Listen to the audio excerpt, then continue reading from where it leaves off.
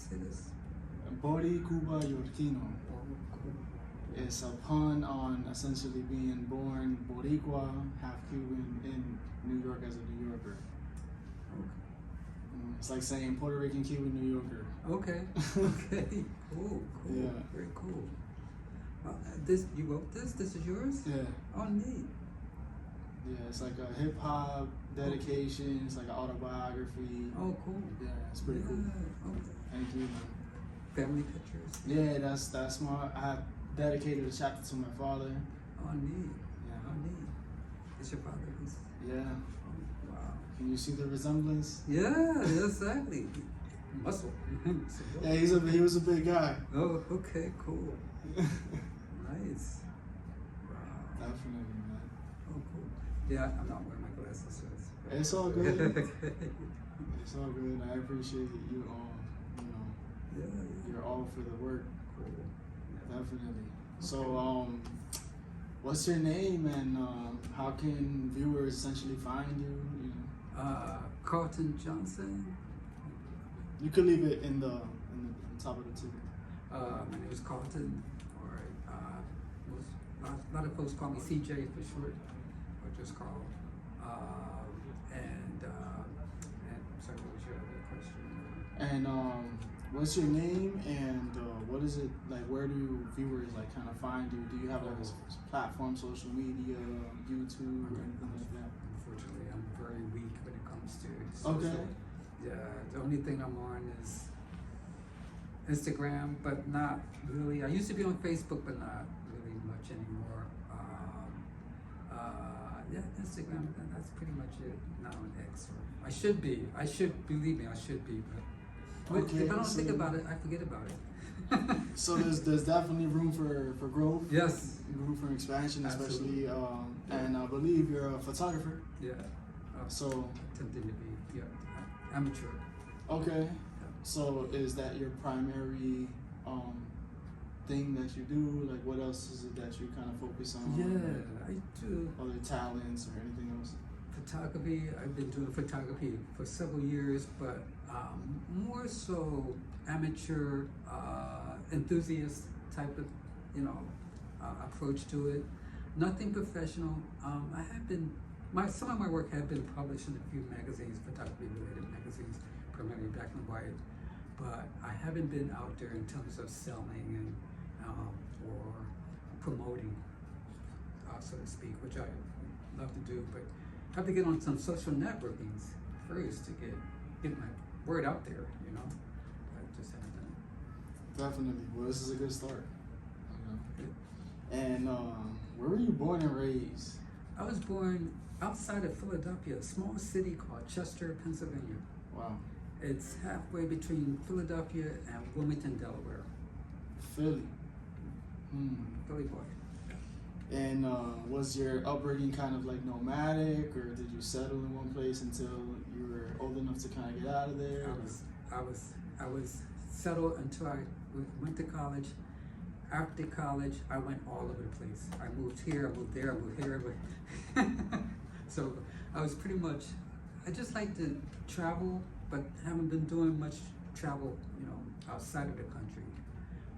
But basically other cities. I lived in Washington, D.C., I lived in Boston, I lived in Tampa, Florida for a while, but, and also Chicago.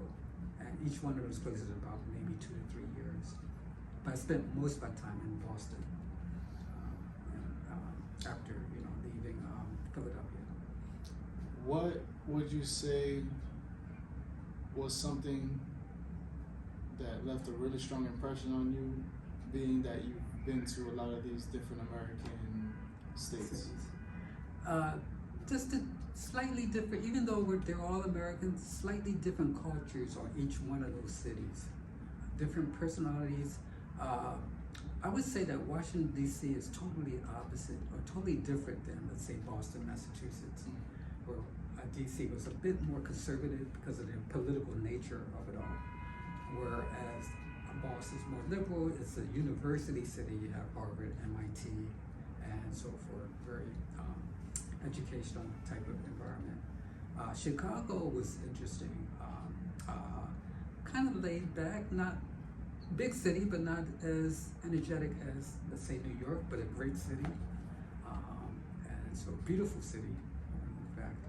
Tampa was kind of different. Florida in general was kind of different. Friendly people, warm climate, southern hospitality. That's what I was thinking. But the pace of living was, for me, it was a bit slow, so I had to move back to New York. All right, so what does peace as a word, or maybe as a verb, like what does peace mean to you?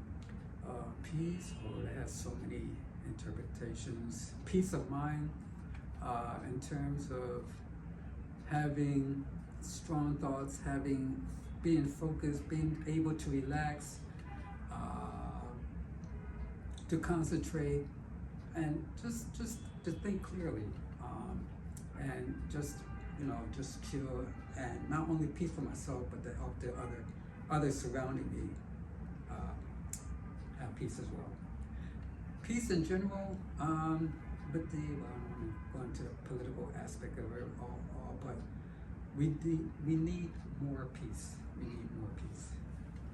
That's real, especially after us having a conversation off camera about these rallies that are about to go down, pertaining to this administration at the moment. Yeah, sure. And how far back in years can you trace your family lineage? Oh wow. My sisters, who are, and a couple cousins much older now, I'm pretty much like the baby of the family, even though we're all much older now. They shared with me back to the, let's say, 1800s. Wow. Originally, they grew up in Georgia and migrated up to the Philadelphia area because that's where there was more liberation in northern part of the United States versus the South.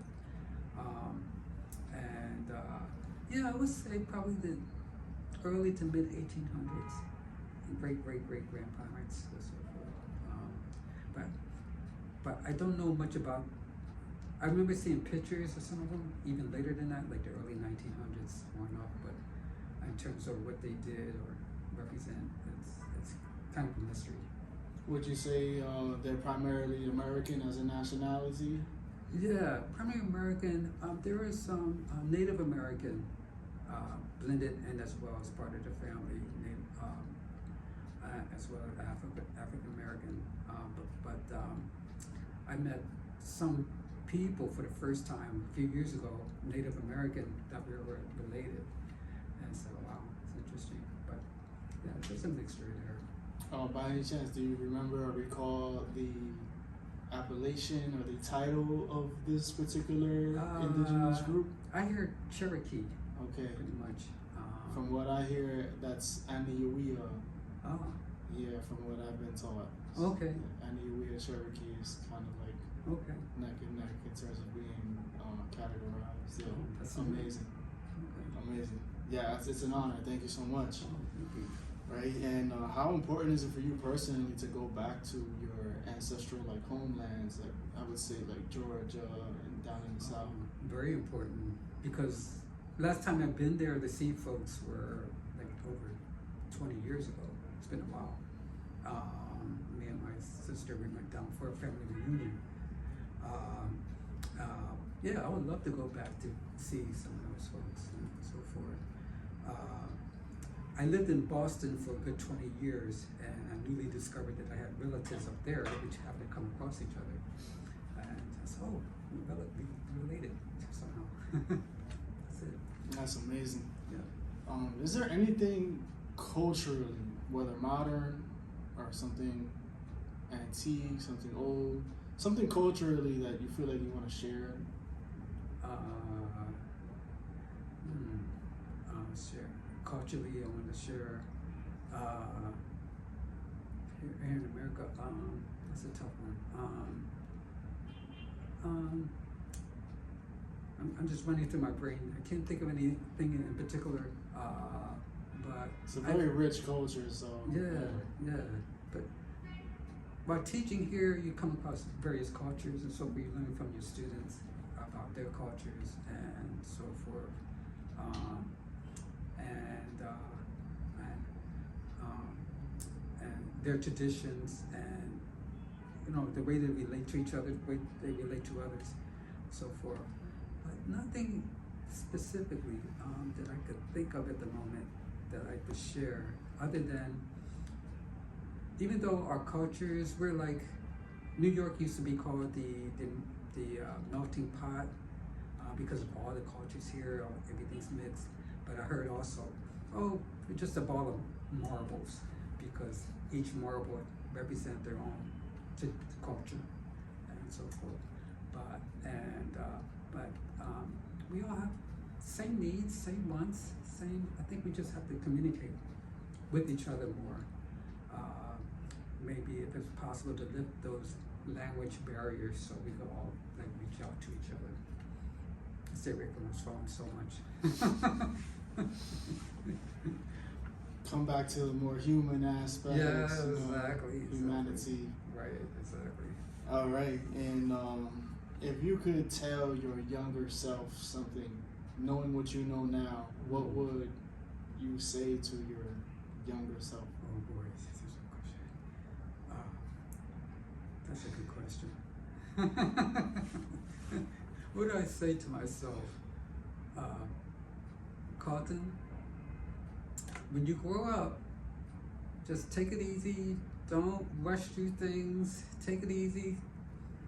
Stop and smell the roses. If things get tough, take a break. Relax.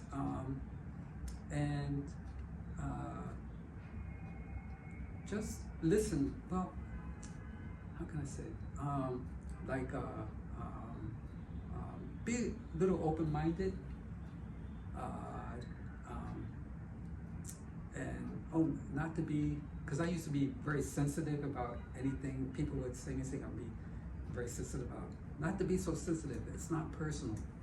Just take it as it is.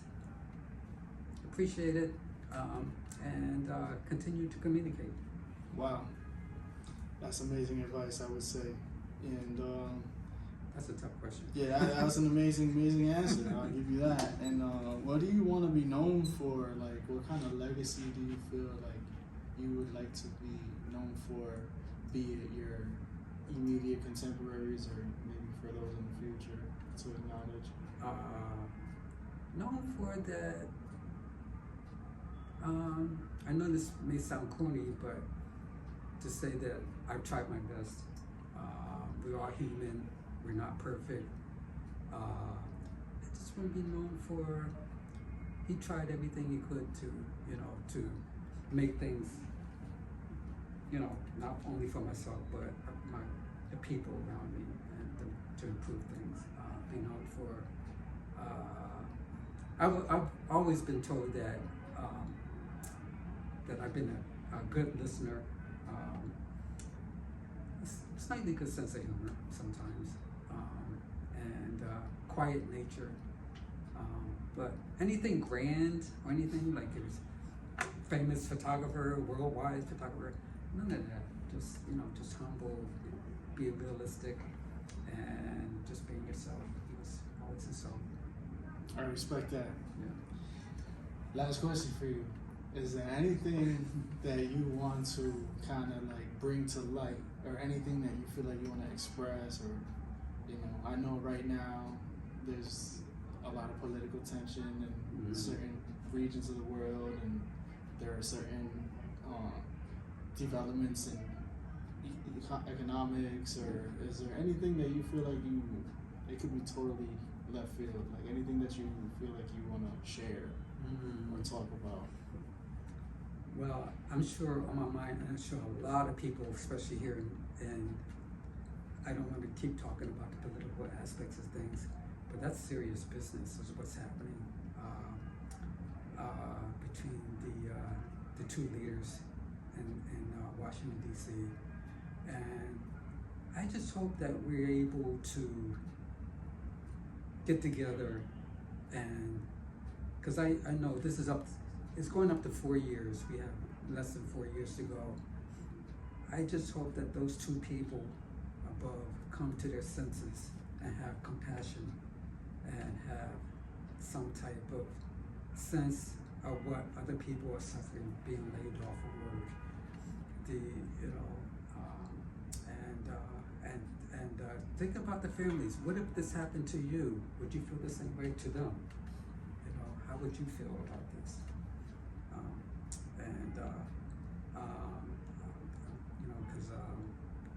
Yeah, I think, and just, you know, especially with the wars that are happening between Russia and Russia and the Israeli war. You know, it's just, think of the other people who are suffering. You know, I think that's it's a big struggle. I can't think of the right words, but I think you gave extremely solid responses and very heartfelt responses. Well, very well thought out as well. Yeah, especially because I'm throwing so many big questions at you on the fly. So you gave me a week as prepared. Yeah, I think you did exceptional. Yeah, so thank you so much for just being yourself. Thank you for sharing, giving your time. Sharing your such wisdom and also your rich history. Because I know a lot of young brothers that I asked them the nationality question and the family lineage question. They can't even go back past an uncle. So the fact that you were able to acknowledge your Cherokee roots, that's a big deal, especially nowadays in the political arena in this particular hemisphere. Right. So. But thank you for having so me. Much. That was Absolutely. A little easier than I thought. Well, you're awesome, man. No, you're an awesome guy. Thank you, man. And I hope you enjoy the Oh, yeah. Oh, this is mine. Yeah. Oh, man. Thank you.